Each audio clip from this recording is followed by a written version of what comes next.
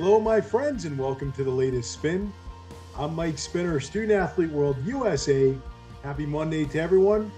And how about the new format? We got the theme music, we got the background, we got the graphics.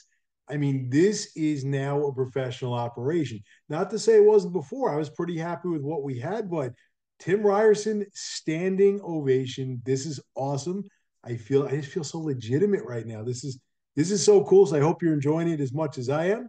And this is what we do here at Student Athlete World. We take really good things, such as the latest spin or our tours or everything else we do, and we constantly make them better. Those of you who are about to travel with us this summer, you're going to experience it firsthand. And I'm just really excited about this. And hopefully, we just keep doing this better and better as we come at you week after week. On to business. Just a special welcome to our new travelers. Chloe Jang, women's basketball. Hilario Gonzalez, men's basketball. Valric Wooten, men's basketball. Adonis King, men's basketball. Ayana Wilmot, women's lacrosse. And Zachariah Laurent, men's basketball. Speaking of lacrosse, if you saw the announcement today, we have announced the final two members of our lacrosse coaching staff for the summer of 2024. We're welcoming back Frank Rogers, who will be coaching our men's lacrosse team after just obliterating the competition on our women's side for the last 4 years. And you're looking at the head women's coach for the Lisboa Lacrosse Cup. And I'm really excited to do it. Just in case you know, I was a college lacrosse coach for most of my career. I'm a high school coach now and run a travel program and real excited to coach the women's team at Lisboa. I have enormous, ginormous earth-size shoes to fill in Frank. In Frank, but I'll certainly do the best I can. But I'm just really excited to do this. And speaking of our tour, so it's March this week, and we're just speeding to tour season, to our touring summer. So instead of speaking about process, since by now you've heard all about our company and our processes on the latest spin, I'm going to talk about some of the pieces of advice and answer some questions about the tours itself. So the question I feel like I get the most, especially this time of year, is how much spending money do I have? Very tough question to answer. And I learned this on my own because everyone is different when it comes to what they spend on tours. So, for example, myself, if I know I'm going to be busy and active and on my feet a lot, I'm going to be thirsty. So I'm constantly buying drinks. And it's just how I am wherever I go, be it local, be it domestic or international. So there's a lot of money being spent on drinks. And as you're busy, you want to buy some snacks and stuff and have a family. And I certainly want to take care of, especially my son, with some swag from our tours. So I know I have to spend, a decent amount of money if I'm going to kind of enjoy the tour in its fullest. If you're watching this, you could be different. You may not need anything to drink or return day aside from what we provide in terms of meals. You may not want to buy a t-shirt or a hoodie or whatever it is. And so that's why like everyone is so different. And here's an example: United World Games tour last year where I was. When we were in Klagenfurt, Austria, we stayed at this hotel called the Sandworth, amazing hotel in a fabulous location. Within a 10-minute walk of the Sandworth, you have a million different restaurants and cafes and shops and stuff like that. And we had people, because some of these places were awesome, we had people going for a fourth meal a day, and that was at their own expense. And so as a result, it's like they spent more money than the person who just ate the meals that we provide. I got to tell you, if you're going to United World Games tour, Jack's Hamburger, as I mentioned before, go out to Sandworth, make a left. It's about a quarter of a mile on your right. You must go there. You must bring money for Jack's Hamburger. Lori Khalil, if you're watching, you're required to do this. All right, it'll change your life. Their cheeseburgers.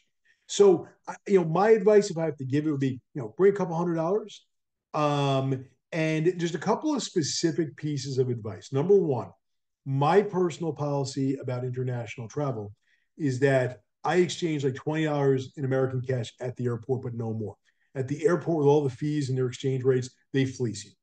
Save the rest of your cash if you're bringing it for when we get to wherever we're going, or wherever you're going, and we will find a place on our tour to exchange the rest of your cash. That's a big one. I like exchanging $20 just to have some cash on hand locally for when we land, but nothing crazy. The other piece of advice I want to give you is to call your credit card companies. I like the day before my tour to occur to me, like maybe there's an easier way than just carrying around a big wad of cash. I call one of all my credit card companies, and one of them pre-night of World Games was accepted wherever we went. It just made life so much easier. All right. And the exchange rates are up to the minute. So it just made it so much more convenient. So I certainly recommend if you have a credit card that works wherever your tour is going to do just that. Have some cash on you, have a credit card that works on you. They just don't have to worry about it so much. But at the end of the day, do you need tons and tons of money? The answer is no. I brought a couple $100 with me. I did not spend all of it, even though I took care of my son and ate Jack's hamburger and had some beverages here and there. I don't think it's a crazy amount of spending money, but you may want to buy a bunch of t-shirts and a bunch of hoodies, et cetera, et cetera. So kind of budget yourself, but this should not be the type of thing where you spend too much time thinking about it. So hopefully that helps. If you're wondering that, and my contact info is on the graphics here, you can always contact me. Finally, what in the world? Today's What in the World is brought to you by Hoodoo Brown Barbecue in Ridgefield, Connecticut. As Tim was so nice to advertise, I turned a year earlier, or a year. I turned a year older all over the weekend as I completely butchered the English language. Celebrated birthday, got a bunch of texts from our family, so thank you so much. And I got to make my annual pilgrimage to Hoodoo Brown Barbecue in Ridgefield, Connecticut, my favorite restaurant in the world. If you're ever in the New York City metro area and you want the best barbecue you ever eat, it's at Hoodoo Brown. Now, I've eaten barbecue in Texas, I've eaten barbecue in North Carolina, and I'm not saying Connecticut has the best barbecue, but what I am saying is that Connecticut has the best barbecue restaurant I've ever eaten at. So I had a chance to make the pilgrimage there this weekend. Their pork belly and their brisket. Oh my God. I could eat these things every single day. But fortunately, I can't. I'm now at an age where you can't do those kinds of things.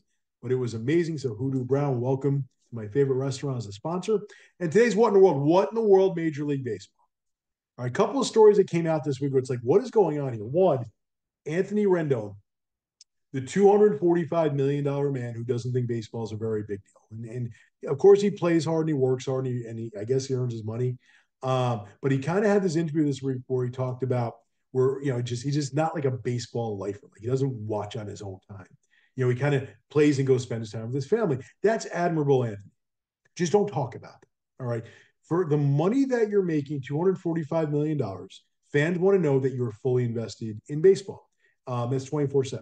And why not just say that? Okay. Why do you have to kind of insult the idea that this is your job? All right. For $245 million, this is more than just a job. All right. So Anthony Rendon, what in the world? I don't like it. Terrible optic for baseball. You want to say the things that the fans want to hear, and that was not it. The other Major League Baseball, what in the world? These new uniforms. All right. So Major League Baseball players are complaining because the uniforms are now being done by Fanatics. They're too thin. You can kind of see through them. Wah, wah, wah. You're making millions of dollars a year to play a game. I love the game. I'm a big baseball fan. Millions of dollars a year to play a game, wear what they give you, make your millions, and then go home at night. All right. For millions of dollars a year, even $1 million a year, I would star in a show called Mike Licks Dirty Things. I go around licking dirty things, doorknobs, whatever, handles, whatever they are, garbage bags. Pay me a fraction of what you guys make, and I'll wear whatever uniform you want and go around licking dirty things. All right. You're making more money than I could ever imagine having. Wear the uniform you're given. And it's that simple. Just Major League Baseball with Anthony Rendona's uniform thing, just stop complaining.